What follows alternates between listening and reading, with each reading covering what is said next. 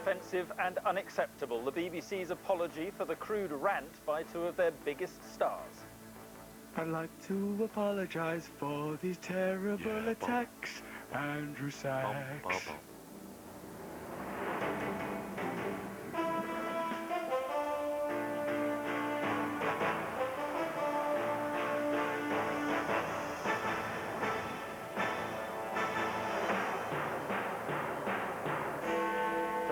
And Russell Brand pocket millions in licence payers' money, but it's taken more than a week for the BBC to take complaints about their on-air behaviour seriously. Also on News at 10, another high-profile apology. My mistake, Osborne admits he was wrong to discuss donations with a Russian billionaire. The power to stop arthritis, the new drug that could help thousands. And Bond reborn, but does 007 owe his new image to another action hero?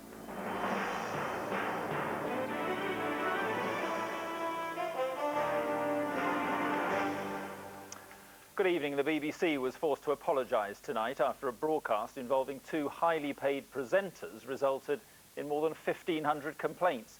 Jonathan Ross, who's said to earn £6 million a year, was appearing on a radio programme with the comedian Russell Brand when they left a series of offensive phone messages.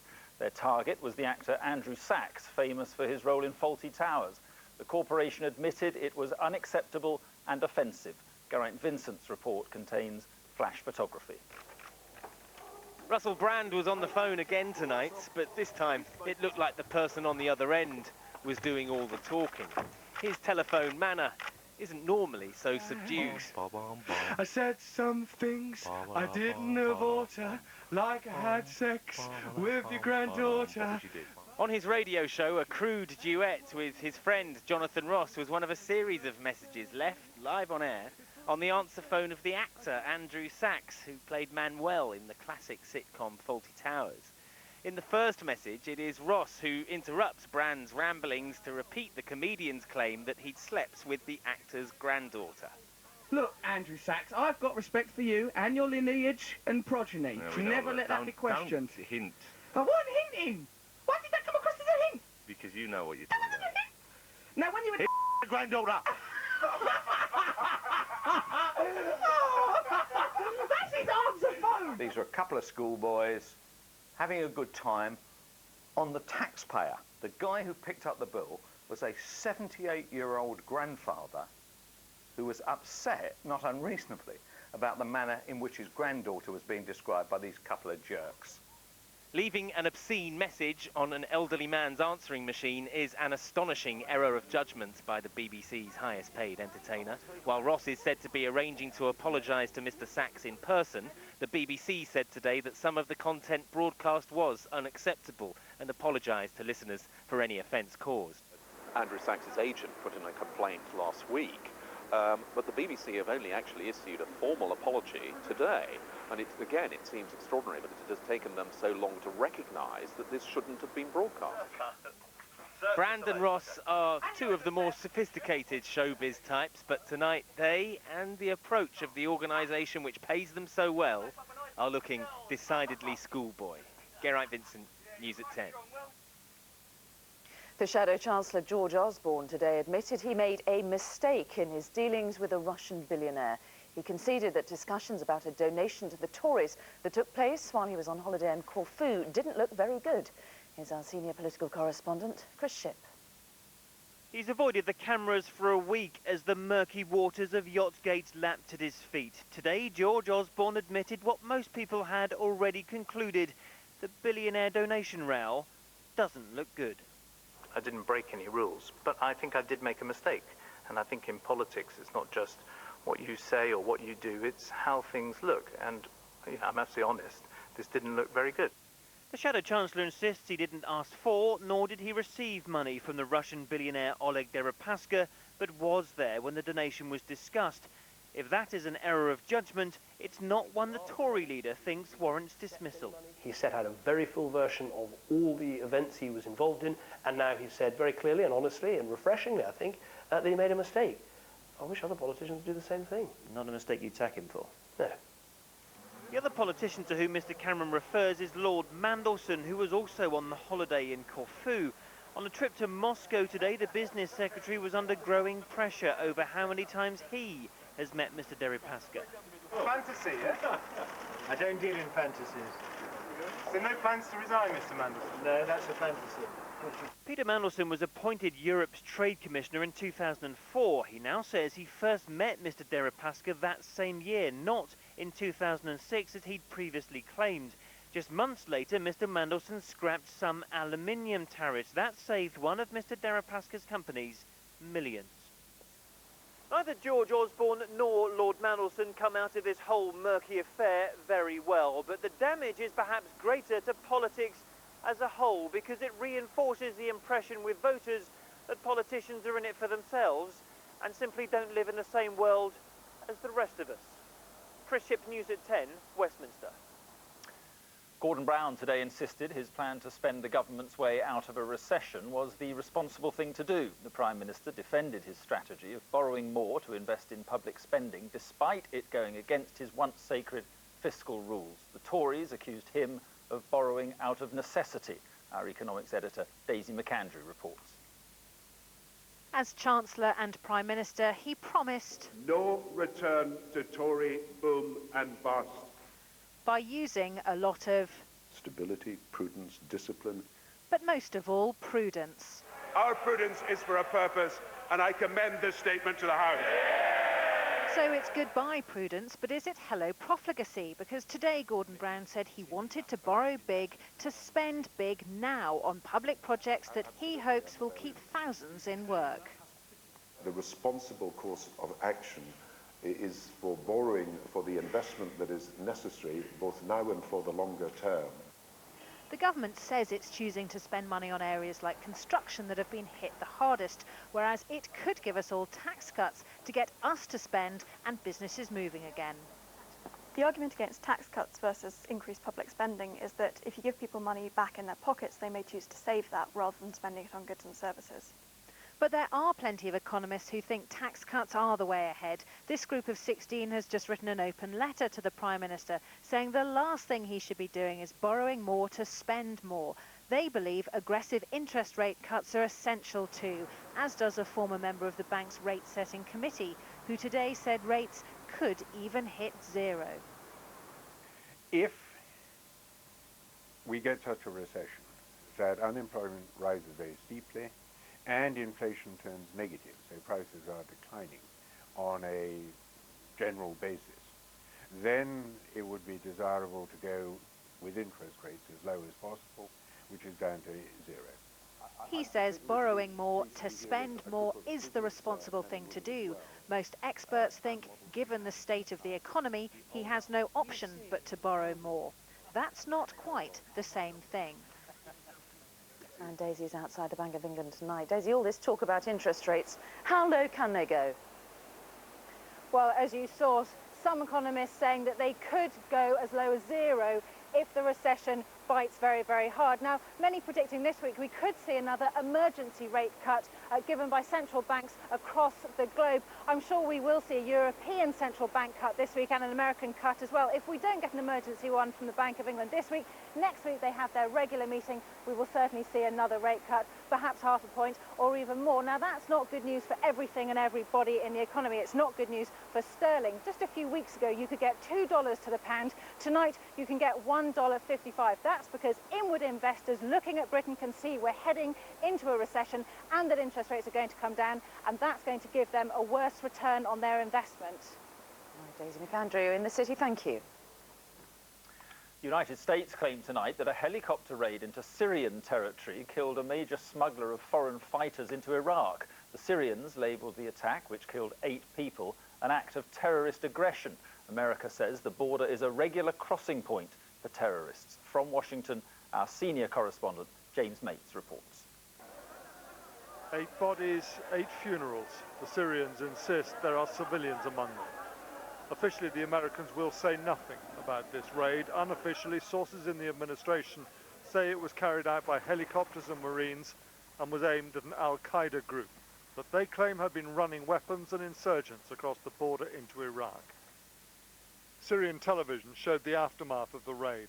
Bullet holes in the walls of farm buildings, blood on the floor, some of which the Americans believe belongs to Abu Ghadir, a senior Al-Qaeda leader who they believe died here. Survivors spoke of 4 helicopters. 2 helicopters landed, 2 stayed in the air, said this woman. They searched our tent and they found nothing, and they started shooting the people there. Syria's foreign minister in London this morning did not mince his words. We consider this criminal and terrorist aggression. We put the responsibility on the American government. While in Washington, there was near silence. I am not able to comment on reports about this reported incident, and I'm not going to do so. You can come up here and try to beat it out of me, but I will not be commenting on this in any way, shape, or form today. The US has been repeatedly attacking targets in Pakistan from Afghanistan, now a raid from Iraq into Syria. In the dying days of the Bush administration, they seem determined to prosecute what they call the war on terror wherever they can, while they still can, whatever the diplomatic consequences for the next administration. James Mates, News at 10, Washington. The police officer who shot dead Charles de Menezes came under pressure today to retract his account of the seconds before he opened fire. Under cross-examination, the officer insisted he shouted a warning to Mr de Menezes after he was accused of grossly exaggerating his account. From the de Menezes inquest, our UK editor Angus Walker reports. This is C12, the code name for the officer who would shoot dead Charles de Menezes, rushing down the escalator at Stockwell Tube roughly a minute after this footage was recorded. He was the first to fire the fatal shots. C12 told the inquest that in the tube carriage he shouted "armed police" and raised his handgun, but Mr de Menezes had kept coming towards him. C12 shot the innocent man, wrongly believing he was a suicide bomber. But today, the barrister acting for the de Menezes family, Michael Mansfield, repeatedly suggested that the officer had lied, that no other witnesses recall that sequence of events. "I'm going to make it plain to you, what you did when it came to making a statement the following day was to grossly exaggerate what you saw in order to, as it were, convince people that he had been a terrorist about to explode a bomb. In your mind, any possibility you did that?" C12 replied, "Absolutely none whatsoever." The question at the core of this inquest for the jury to answer is, how was it that specialist firearms officers, highly trained, highly disciplined, found themselves to be here at Stockwell Tube, in the wrong place, at the wrong time, shooting the wrong man? Today it was revealed that as Charles de Menezes arrived on a bus to catch the tube, C12 and 2 other officers were already parked outside Stockwell Station, in theory in the right place, to stop the innocent man above ground. But C12 and other officers ended up sprinting after Charles. Senior officers hadn't been told his unit were waiting outside. If that was a mistake, C12 told the court, then I fully apologise. Angus Walker, News at 10. Now, news coming up of a major medical breakthrough. I live a normal life now. The drug that's giving 500,000 arthritis sufferers hope for the future. Plus, it's Jason Bourne. We asked Britain's favourite spy if he learnt a thing or two from a rival action hero. Jason Bourne they're fantastic movies. I'm a huge fan of them, but James Bond's been around a little bit longer.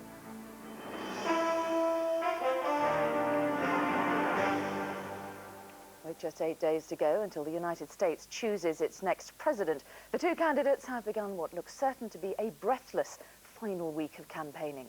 According to the latest poll averages, Barack Obama leads with a little over 50%. John McCain is trailing with just under 43%. Tonight we have reports from both camps. With Senator Obama ahead in many of the key battleground states, John McCain is facing a struggle to shore up support in constituencies he might have once taken for granted. Now, he insists his campaign is still on track. But as our international editor Bill Neely reports from Ohio, John McCain appears to be losing his greatest political battle. the tune is Yankee Doodle Dandy, the McCain campaign is far from dandy. He's going through the motions, but the fixed smile hides deep worries. In Ohio, which he must win, John McCain is losing, and his rally here was the perfect symbol of a flickering campaign. The lights fusing. McCain in the dark. His path to the presidency dimmer by the moment. I think the lighting is brought to you courtesy of the Democratic National Committee. His running mate has problems too, her £100,000 wardrobe, and now McCain's aides privately calling her a diva. She's furious at them. Amid the crossfire, a few weak shots at Obama. You know, elections are not decided until the votes are counted. But our opponent seems once again to be getting a little ahead of himself. Obama is ahead. The McCains are in the dark. We plan on winning this race, so there's no talk of losing at all in our family. But it's a campaign on the wrong track. In the wilderness, defending states Republicans have won for generations. McCain, here in New Mexico, sounding more desperate by the day. Stand up, stand up, stand up and fight. America is worth fighting for. Nothing is inevitable here. We never give up. We never quit. The flag is huge, but the crowd is small. Obama drew 30 times this number on the same day in the same state. Since opinion polling began here, only one candidate in 80 years has come from as far behind as John McCain is today to beat his opponent. That was Ronald Reagan, the great communicator, nearly 30 years ago. We never quit. We never give up. We never hide from history. We make history. Tonight in Ohio, history is turning against him. I need you, Ohio. He needs a lot more than Ohio. Hand on heart, McCain knows he's a heartbeat away from electoral disaster. Bill Neely, News at 10, Ohio.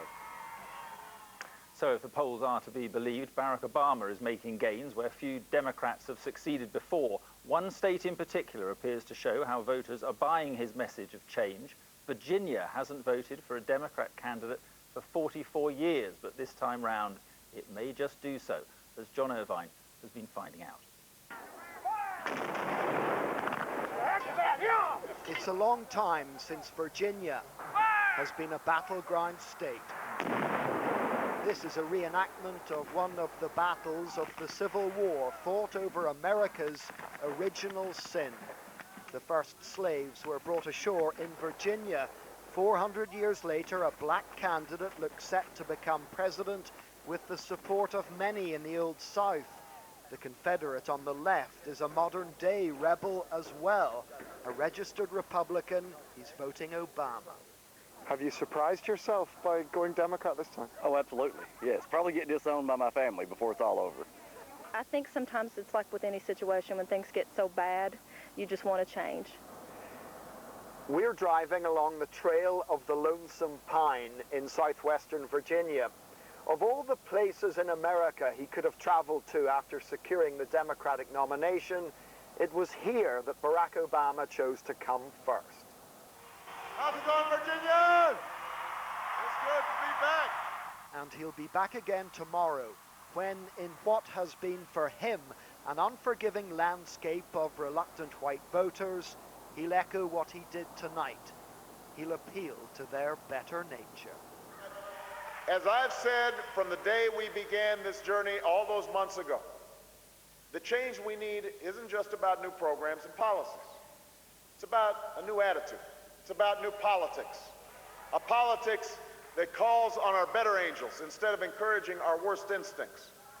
One that reminds us of the obligations we have to ourselves and one another. Lincoln's Union Army may have ended slavery, but that didn't mean equality.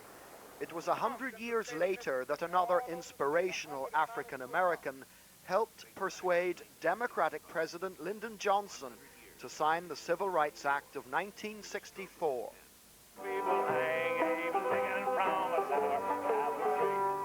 But as they did Lincoln before him, many Southern whites pilloried Johnson and punished his party. In fact, Virginia has gone Republican ever since. So, For any Democrat to reclaim the state would be something. For a black Yankee to do it, something else entirely. John Irvine, News at 10, Virginia. And as if to prove how explosive the issue of race is in this election, agents in Tennessee said tonight they foiled a bizarre plot by two neo-Nazi skinheads to kill more than 100 black students. The pair claim they also wanted to assassinate Barack Obama. And starting tomorrow on News at 10, Trevor investigates the truth about race and the battle for the White House.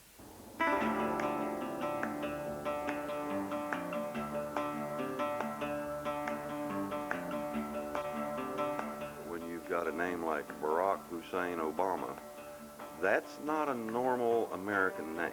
McCain or Obama, who's going to make our dollar stretch? Anyone who votes for this Muslim, they're just bringing trouble down on our heads. Would you say that the economy, therefore, is the key issue in this campaign? I think it is, personally. They want a job. They want to go to work, make a living, support their families. Do you think McCain-Palin can win this thing? Well, they're going to win it. You're going to have people vote for the old white guy rather than the young black guy. My 7-year-old came home and said, Mommy, Obama wants to kill babies. Would the country be ready to vote for a black president? I don't think they have a choice right about now. I'd say 75% of the country is not ready for a black president. And that is A Question of Race with Trevor on tomorrow's News at 10. Now, there's new hope tonight for the 480,000 people in Britain living with the pain and misery of rheumatoid arthritis. A monthly injection, which could get its UK licence in January, has been shown to stop the condition in its tracks. Our medical editor, Lawrence McGinty, has the full details. It's a disease that stops your life. That's what patients say. 18,000 people a year are diagnosed with rheumatoid arthritis, and when it gets severe, as it usually does, it's utterly disabling. There are drugs that slow down the decline, but now there's a treatment that does not only that, but also stops the disease in its tracks. I would say that I live a normal life now, which has made such a big difference. Maria and Ken Harwood enjoy a walk with their dog Jilly. Before she started taking Actemra as part of a trial, Maria couldn't even get out of bed. In those trials, nearly half the patients taking the drug saw their condition halted. I think it has stopped the disease progressing, and I've also improved. My health has improved, and I feel well. I'm a happy person. Rheumatoid arthritis affects almost 500,000 people in the UK. It occurs when the body's defence mechanisms go wrong and start attacking parts of the body itself, like the elbow. A key chemical in this attack is called IL-6.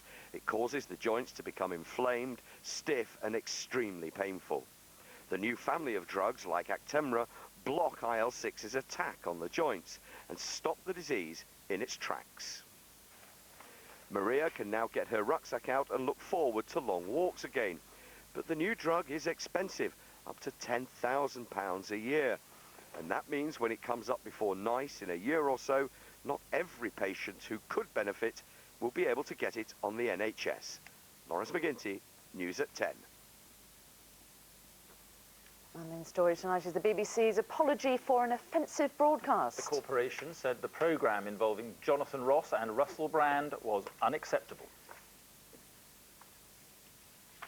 And finally, he may be our best-loved secret agent, but there's been nothing secret about the return to the cinema screens this week of James Bond. Quantum of Solace is the 22nd in the Bond series, but this time there are no gadgets and there are few girls. In fact, the film's makers have been accused of borrowing heavily from another action franchise, as Nina Nanar explains. Action hero dashes from country to country. When you can't tell your friends from your enemies, it's time to go. In ruthless pursuit, the chases are fast and furious. But this is not Bourne, this is Bond. You don't have to worry about me. The new Bond continuing where he left off in Casino Royale. No gadgets, no girls galore, no martinis, not even the corny one-liners. This Bond does his own stunts, hence the arm in a sling. But is he Bond enough? it doesn't feel like a Bond film. You didn't say, I'm Bond, James Bond, or any of those little... You have to earn the right to say them. And in this movie, it wasn't about... If you just put them in, they look awkward. They look like they're there for a gag. And I don't want to make those kind of movies. I don't think anybody does. But now that we've finished this plot, the next movie, we'll find ways of getting them in there. There'll be more martini drinking, there will be Bond lines, and there might be gadgets. Critics have been quick to point out the similarities between Bond's action sequences and those in the Bourne trilogy, the films featuring Matt Damon as CIA assassin Jason Bourne. Quick cuts and breathtaking stunts. Overall, Quantum of Solace is stylistically shot completely different, and the characters are different, and you don't have any Bond girls in the Bourne franchise. But unlike in the past, this Bond isn't a hit with all the girls. You sort of don't even get the girl in this one, do you? Well, he had his heart broken. He fell in love with somebody, he had his heart broken, and it would have just contradicted the plot to jump in the bed with, 5, 6, 7 other women. The film will almost certainly be a smash hit. This is, after all, Bond, but not as we know him. Nina Nanar, News at 10. And that is tonight's News at 10. Next on ITV, the national weather and the news where you are. But from Mary and from me, good night, and thank you for watching. Good night.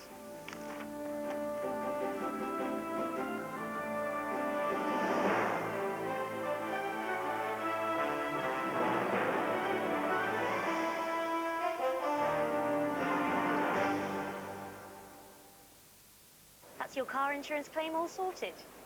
You're welcome. Bye. ITV National Weather, sponsored by eSure. Hello, good evening. There's a real wintry flavour to our weather this week, chilly by day and frosty by night. That's certainly the case inland tonight. It's plummeting temperatures, a widespread frost, the first real hard frost of the season. Elsewhere, showers around coastal areas, wintry in nature there in Scotland. Into tomorrow morning on a cold note, again showers in the north and west, but in Scotland be warned, a bit of everything taking hold, especially in the north. That's rain, sleet, snow and gale force winds. Further south, we've another area of rain and wintry in nature, some of these showers for the higher ground in the south. In between, always not lost, at least some sunshine for southern Scotland, North Wales and the north of England. As you'd expect, cold temperatures everywhere. Add on the wind, feeling even colder. ITV National Weather, sponsored by eSure.